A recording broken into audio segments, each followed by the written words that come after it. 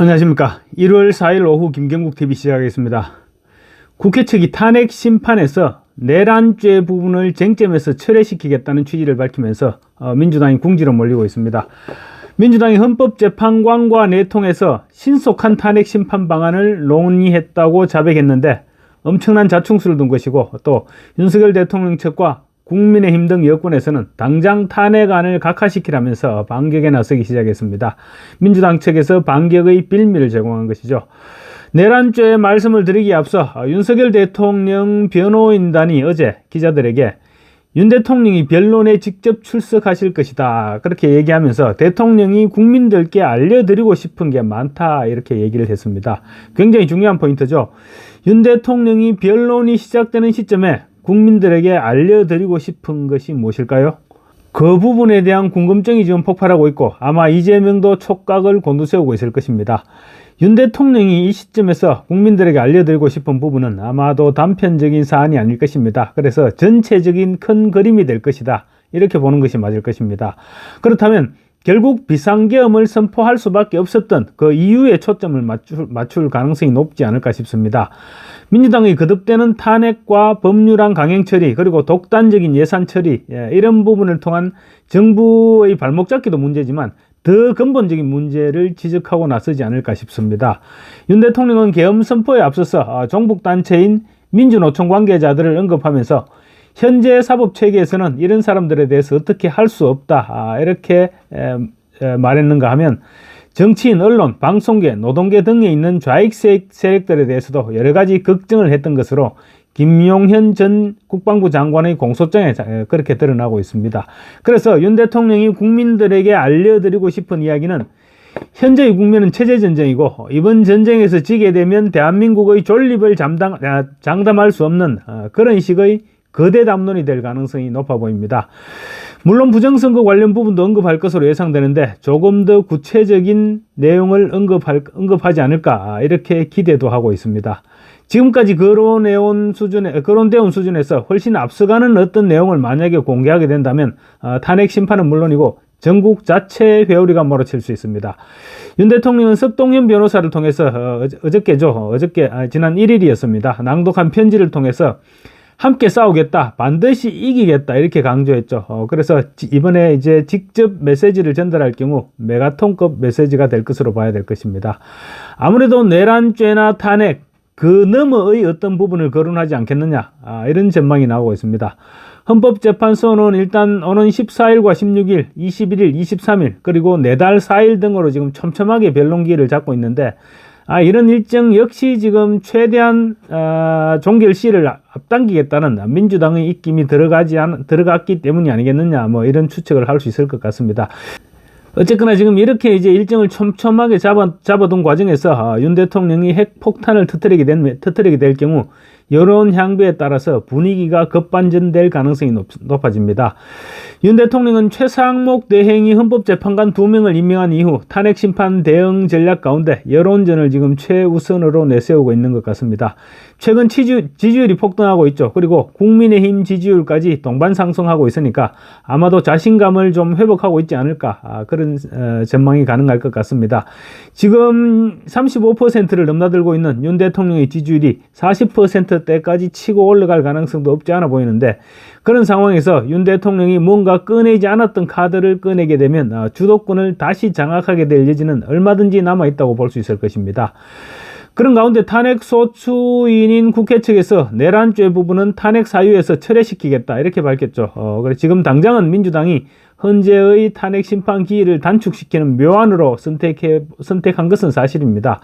국회 측은 당초 윤석열 대통령 탄핵 소추 사유를 내란죄 등 형법 위반과 계엄 선포와 포고령 발표 지시 등 헌법 위반으로 구분했는데, 내란죄 부분은 탄핵 사유에서 제외시키겠다는 것이 이번 민주당 측에서 밝힌 핵심 내용입니다. 심지어 정형식 헌법재판소 주심재판관이 계엄 관련 위반 행위가 형법상 범죄에 해당한다는 주장을 철회한다는 것이냐, 이렇게 물으니까 국회 측 대리인인 김진환 변호사가 사실상 철회한다, 이렇게 밝혔습니다. 국회 측은 그러면서 신속한 탄핵 심판을 위한 조치이며 헌법재판관이 제안을 했다고도 밝혔습니다. 이 한마디가 문제였죠. 신속한 탄핵 심판을 위해서 내란죄를 심사 대상에서 제외시키겠다는 꼼수, 그리고 헌법재판관이 민주당과 내통을 했다는 사실, 이 두 가지를 한꺼번에 시인한 것입니다.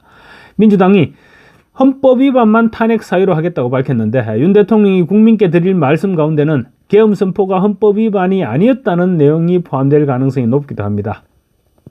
윤 대통령의 대응을 떠나서 민주당의 내란죄 심판 대상 철회는 심각한 문제를 안고 있습니다. 아마도 국민들 입장에서도 윤 대통령을 내란 수괴니 내란 우두머리니 이렇게 몰아서 한 달 동안 중범죄인 취급을 했죠. 그래놓고 또 심지어 사형시켜야 된다 이런 주장까지 했습니다. 그러더니 갑자기 탄핵 대상에서 내란죄를 제외시키겠다는데 국민들이 선뜻 납득할 수가 있을까요?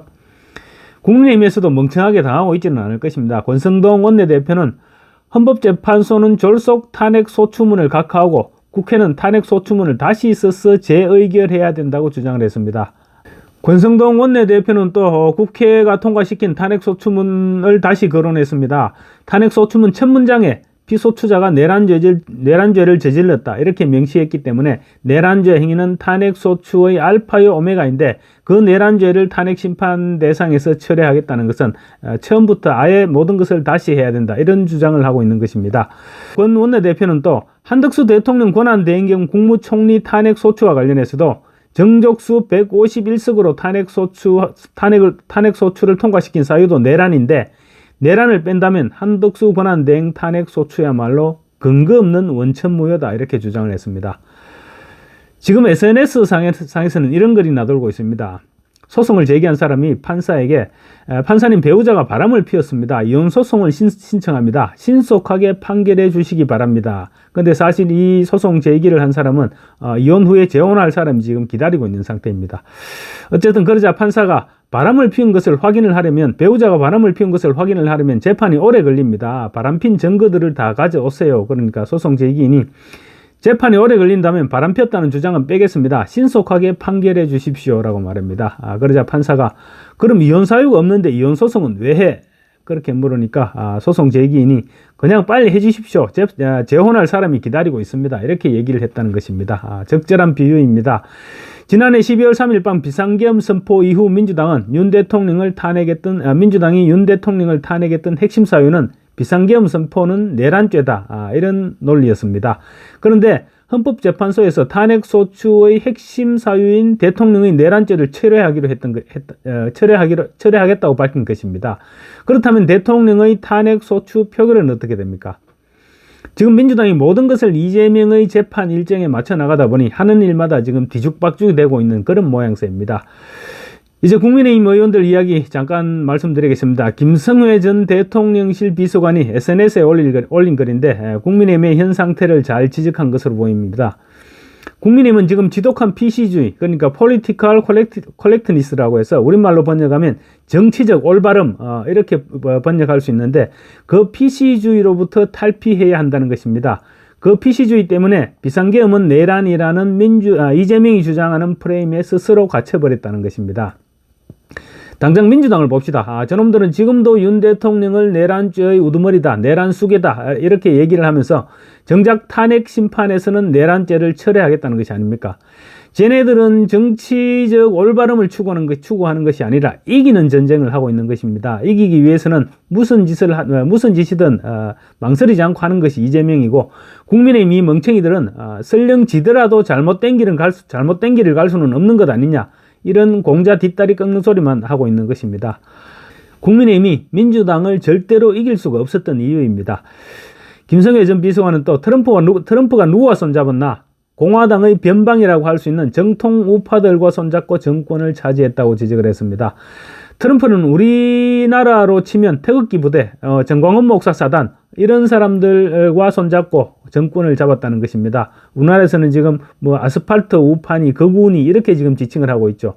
우파의 이념에는 충실하면서도 중도층에게는 실질적인 경제적 접근 방식을 트럼프가 취했다는 것입니다. 지금 윤 대통령의 지지율이 35%를 넘나들고 있습니다. 또 탄핵에 반대하는 국민이 45% 안팎입니다. 특히 국민의힘 지지층의 81%가 탄핵을 하면 안 된다는 것입니다. 그렇다면 국민의힘이 선택할 방향은 어떤 방향입니까? 국민의힘은 무엇을 보고 나아가야 되겠습니까? 지지층은 어차피 우리 편이니까 우리는 중도층을 잡기 위해서 비상계엄은 내란이라는 생각에서 벗어나면 안 된다. 이런 생각을 밀어붙여야 되는 것일까요? 그러다가 지금 이 모양 이 꼴이 된 것입니다. 아마도 트럼프라면 0.1초도 망설이지 않았을 일이 아닐까 싶습니다. 여론조사를 통해 나타난 지금 국민의힘 지지층의 생각은 지금이라도 당장 한남동 관저로 달려가서 대통령을 지키라는 것이고, 그것이 국민의힘이 사는 길이고 국민이 사는 길이고 또 대한민국이 사는 길인 것입니다. 감사합니다.